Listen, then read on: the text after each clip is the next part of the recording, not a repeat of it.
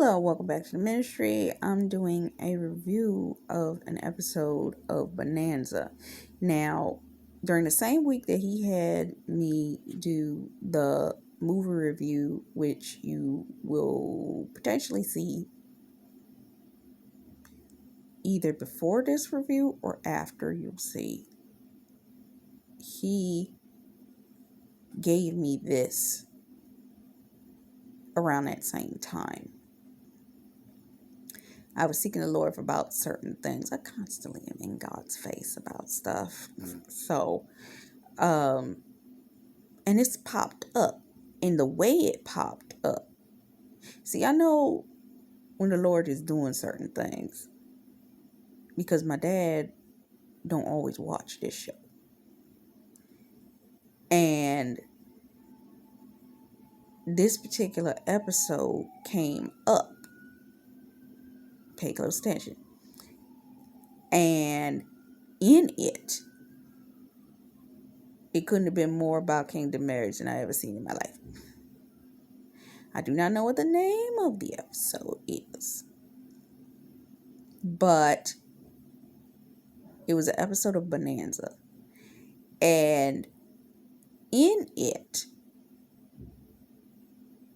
I could see confirmations to some stuff that God had been showing me, like within the past 24 hours around the time that I was watching this episode. And I actually I was halfway paying attention to it while I was listening to a ministerial sermon. And what basically was being depicted in this particular episode, I'm going to walk through it. And it's like so kingdom marriage. It's like if God wants to slap you in the face with stuff, he'd be slapping you in the face with it. So one of the main characters had to leave. It was the father's character in this. He had to leave, but he left his son in charge of the sheriff's office. Now, with that being said, there was somebody that worked in one of the clerk's offices around that town. And he was given wisdom that somebody was coming in town looking for him.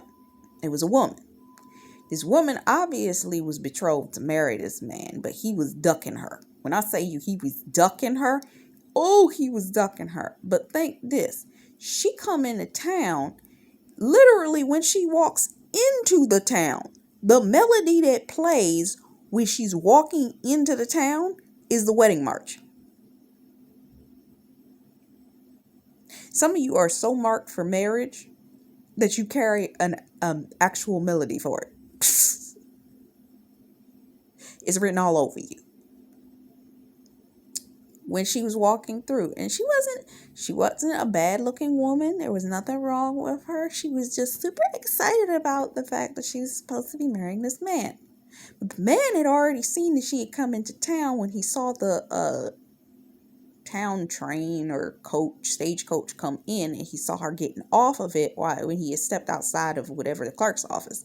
When he saw her, he took off, ran back inside, and hid under the desk. She comes in thinking she gonna look for him. She asked for where he was. One of the people said, "Oh, he's in there." She goes in there to look for him. He ain't there. Hear me what I'm saying. Some of your spouses have seen you and knew who you were for a long period of time. This man got I don't know, some type of heads up that she was coming. That's how he knew to hide. Some of your spouses were hiding from you because of the responsibility it takes to taking you on. This dude was hiding underneath of the desk. When she came in there looking for him, you still hearing the wedding march around her. And he ducked under the table some daggone where. Some of your spouses could see marriage written all over you. Hear marriage written all over you. They still sitting up there trying to get their last little bits out of themselves. They're like, I ain't ready for that. I'm not. So they running. God gave me a confirmative dream. And one One of the dreams I had like a year or so ago, my spouse was literally running full steam in the opposite direction. I said, why is he running in that direction? It was in the dream. It was nighttime. It was a hallway. Like I had been sitting in a classroom or doing something, and when I stepped outside the room, it's like I saw him had looked through the door or something like that, and then I come to go to the door because I had seen him. When I get to the door, he's taking off running the opposite direction like a banshee done scared him half to death and ran away. That's the fullness of the speed he was running the opposite direction. I said, what in the world is this? What is this? So for some of you, they saw you. Oh, they saw you. They saw you. They was just ducking. They're like, I see. I'm not ready for that. God tapping them. Keep putting you in front of just like you've been getting signs, they've been getting signs too. Some of y'all been praying for them to get signs, and they seeing the signs that God sent because of the prayers that you prayed. And they sit up there like, I see it, but I ain't going over there. I see it, I'm not going over there. I see that they're coming. I'm going to run over here. When I tell you this man, and I'm going to break this down. This man, he was so afraid. He went to the main character that had been made the temporary sheriff. He said, I need you to arrest me and throw me in jail. Because if you throw me in jail, then this woman won't want me. And then I don't have to marry her. Some of your spouses was so scared of the thought of marrying you. Hear me what I'm saying? And it wasn't the fact that it was so scary. I'm going to tell you what it is. Remember, we've been talking about anxiety, shame, projection, accusation, condemnation, all of these things, which all comes from offense and oppression. Okay? Their pride was having them feel oppressed because God was telling them, I need you to marry this individual. You see who I'm showing you, but due to the fact of the projection of the people that were around them made them operate in the wrong heart posture towards you. Therefore, they were trying to run or make up excuses or make up accusations or what have you, causing them to go in the opposite direction, not because they were speaking from their own clear-headed mind. Some of them were drunk because this man, first incident he caused, he went out there, went to the bar, got drunk.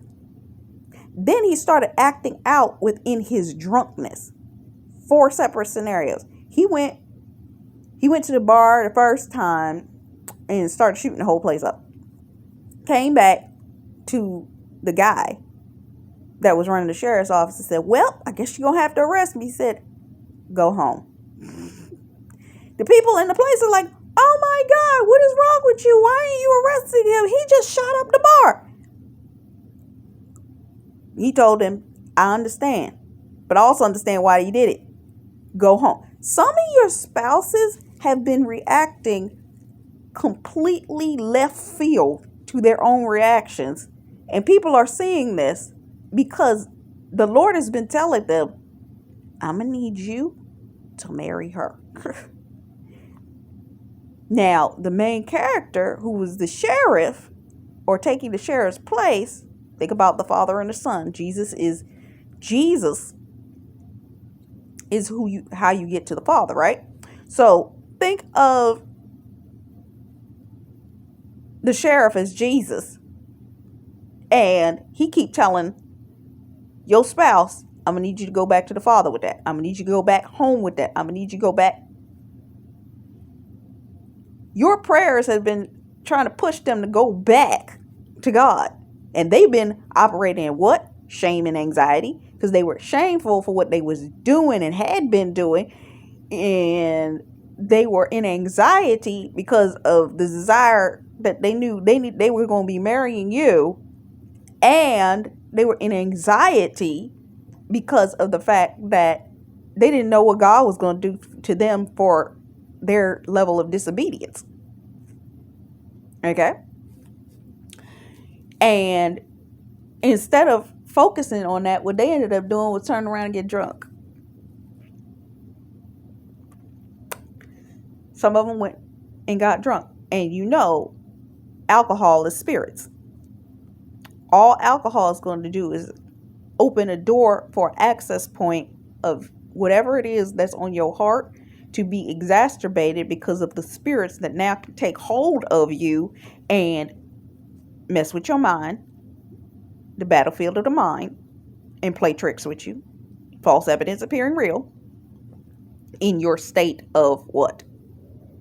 Pride. And then other people coming along with accusation, because remember, they were accusing him even though he was guilty of having done certain things, because he did shoot up the bar. But Jesus, the son's character, said, go home. Some of these people have been acting a whole fool. Then it was a second scenario.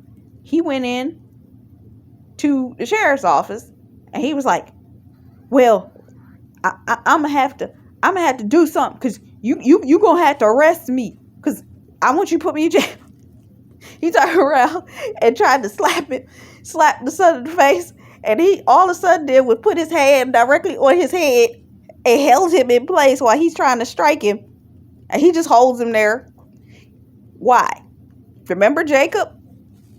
When Jacob had to be fight with the angel all night long, and he knocked his hip out.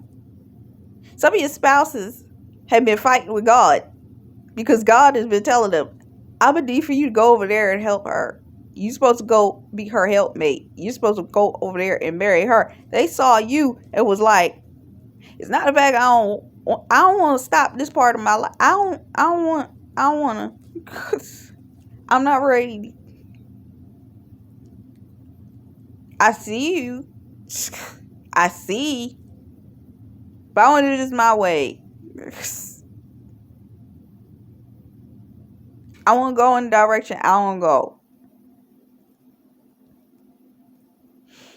So, in all actuality, he kept doing that. He did 2 other instances where he was messing some stuff up. He went into another location and called himself shooting that place up. And I'm going to mention this because I've been seeing it. There's a Madman Spirit. Tiffany Montgomery, the first video on the Year of the Bride fast that she did,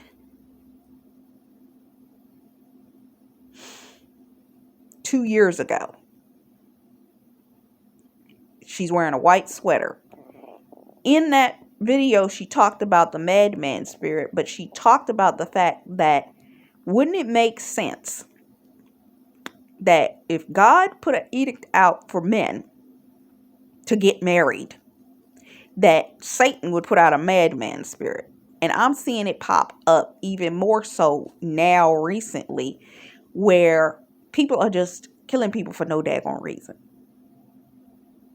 I mean, we see it happen all the time, but like person, and the woman that went into Joel Osteen's church, the military guy from the United States who set himself on fire for no daggone reason. It's like, it's a Madman Spirit. Some of these men, it's a spirit that have come upon them that the enemy is trying to use to get them to go off in the mind. But you got to pray. And this is something that I've gained wisdom of, that yes, there is a curse such as senileness that is listed in one of the curses in Deuteronomy 28 in the latter verses after 15:16 that talks about them losing their mind. But in some cases, what the enemy was trying to do was to get them to lose their mind before they walked into a relationship with you. And I know this because I remember before I walked into my relationship with the Lord, the level of mental warfare that I was going through that made me give my life over to God. And I'm not going to express what happened, but there was a level of mental warfare that didn't break until I surrendered over to God. And when I surrendered that over to God, mentally I was set free. Some of these men have been going through that. And what has exacerbated it is their habits. I'm not telling you something that I have not seen physically happen with even loved ones. That what happened is they opened doors. This guy was drunk when he was doing all this foolery, shooting up places and all that kind of stuff. These men, because remember, the Bible says be sober-minded and vigilant, right? What is the enemy going to make these people do? Not be sober-minded and not be vigilant, because they'll reject what God wants and then be operating in the now. That, remember, when the house is swept clean, meaning if the man's vessel, his body, his temple is clean, he ain't drinking alcohol, he ain't smoking, he ain't doing none of this kind of stuff. He can be sober-minded and vigilant. And he's cleaned himself. But the second that he becomes unclean by opening the door for alcohol, opening up the door for drinking, drugs, what have you, now he's allotted free entry. A curse causeless can't stand, but if there's a cause, meaning this man done opened the door, which is actually an illegal access point, it becomes legal for the enemy to now attack him and come against his mind and get him to do all these kinds of things. So what the enemy's been doing is he's operated in this man's disobedience by allowing, when this man opens a door, and in a lot of cases it's the battlefield of the mind that causes or triggers them to go to a reaction, which would be alcohol or drug or what have you, that opens up the door for the enemy to now come into them and them to start acting foolish. Now, they aren't operating in alignment with God because they're not sober-minded and vigilant, and you looking for them, but they out here acting a fool. You see what I'm saying? And all of this because this man is nervous, he's operating in shame, he operating in anxiety. Some of them, they know what they're supposed to do, but the enemy keeps getting them caught up. I'm hearing the scripture. I believe it's where Paul talks about the fact that I want to do good, but evil is still present.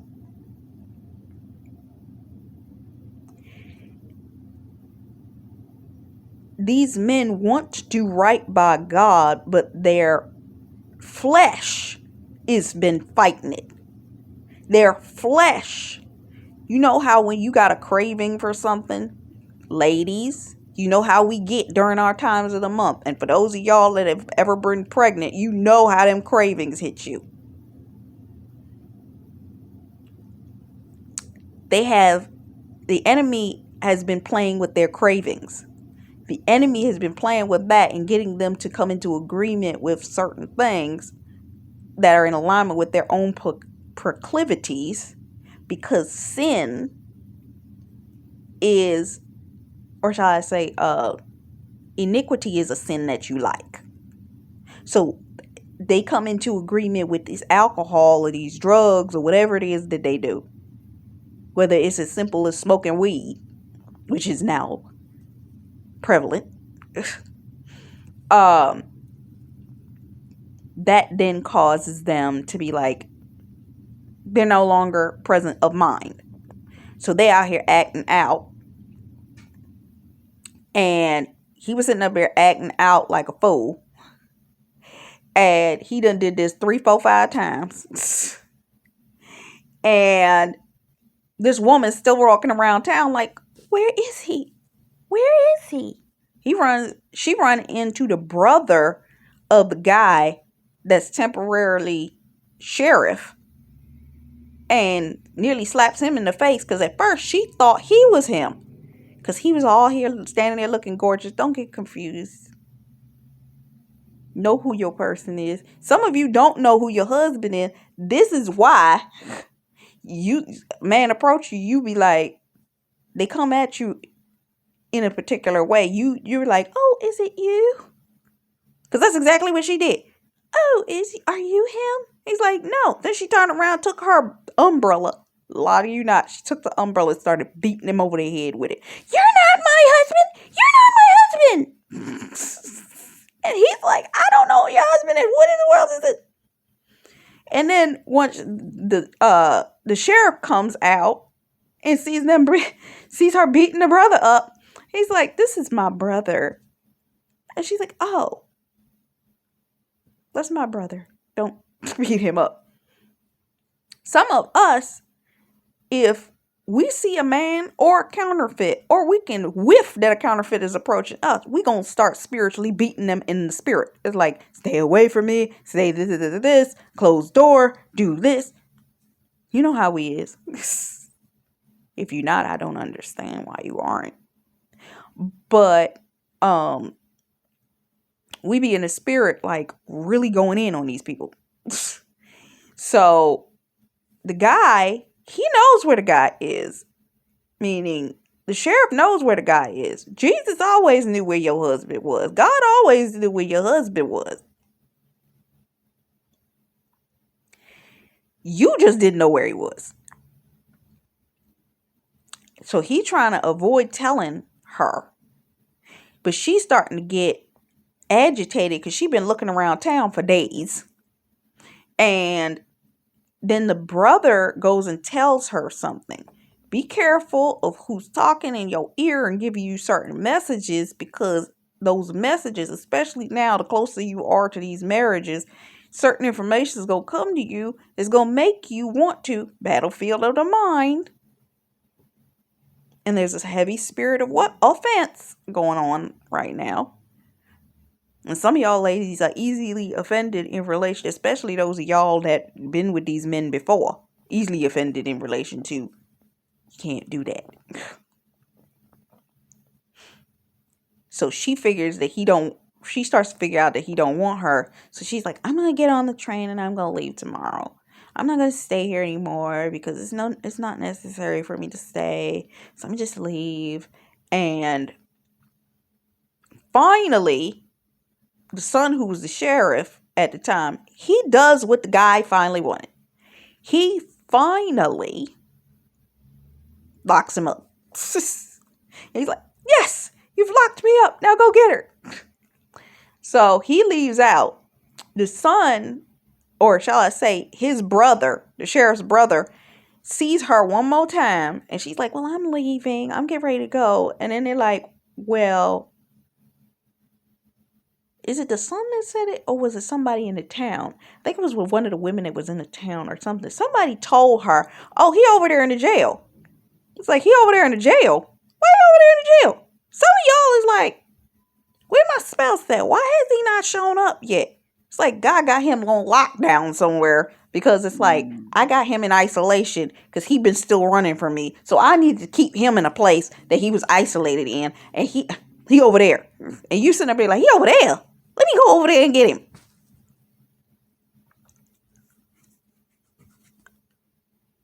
She marched right in there into the jailhouse and saw him sitting on the bed. Some of you, these men been running, and it's an element that they've been in a state of a processing, that they've been afraid. And some of you, it's like you have to wave an SOS flag to these men, like letting them know, I'm still here. I'm here. Let me give you a direct knowledge information that I'm here. It was not until she came directly into his presence. Okay. She sees him in the jail, and she takes her umbrella. And she's like, I can't believe you. Starts beating him upside the head with her umbrella through the gate. And like, I'm so angry at you. Why are you talking to me? Like us, we spiritually been angry and trying to figure out why these men won't talk to us or do what it is God done said. And she's standing there crying in front of the jail. And you know, this man looks up at her. I lie to you not. He looks right in her face and he says, oh my God, you're so beautiful. And she's like, what? And he's like, I'm so sorry. Some of these men ain't gonna get it till they get in your presence. When they get to you, they're gonna be like, oh, that's why God wanted me. God's gonna allow there to be a level of love and energy that's going to come between the two of you. Once you're finally in each other's presence, that's going to be like, oh. When I tell you, the scene switched momentarily to another part of the storyline. When they came back, you know, this man was marrying her. And they were like in lovey-dovey land. Like he was marrying her immediately. Do you hear me what I'm saying? This man took no time to marry her. They got married in the jailhouse. That's how quick they got married. Found the officiant. The officiant married them right then and there. I can't make this stuff up. So God is in the middle of it, though it seemed like, though it tarry way for it, when it shows up, it shall surely speak. These men have needed an extra push. God has been pushing them. They have been operating in fear, anxiety, shame, what have you. Didn't want to confront you, didn't want to face you, all of this kind of stuff. But once they finally do and get past their fear and take that leap, it's going to be no time. No time. No time. So let this word encourage you. God is in the midst of it. He's in the middle of it, and it's about to go down. Know that God fully understands. And it's going to happen just that quick. Just like that. God gave me a dream way back of the title card for Sarah Jessica Parker's show. Just like that. Like, it's going to be that just like that. Quick. Sudden. It ain't going to take no time. A lot of y'all said that we're going to need time. God ain't got no time for that. And I'm going to share this with you in this word. For some of you, it's because of the fact that your kids need to be born at a specific point in time. And these people, your spouse and all of this, with all of the warfare and all of the confusion that is taking place in trying to avoid, because technically that's the biggest issue. Yeah, what y'all are going to do is going to make impact, but what the foundation that you are going to set for your kids, you think that they don't like y'all.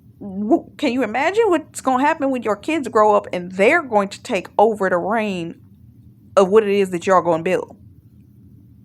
Because remember, in Deuteronomy, it talks about God blesses your children to all generations, right? The enemy don't want that blessing to come upon those kids. And what I have been seeing, lie to you not, I've been seeing newborn babies. I've been having literal visions of newborn babies. Like, you know how you know they newborn? Because they haven't opened their eyes yet. They ain't got no teeth. They literally got that very newbornish look, is all I can say. They have not even opened their eyes yet. Full head of hair.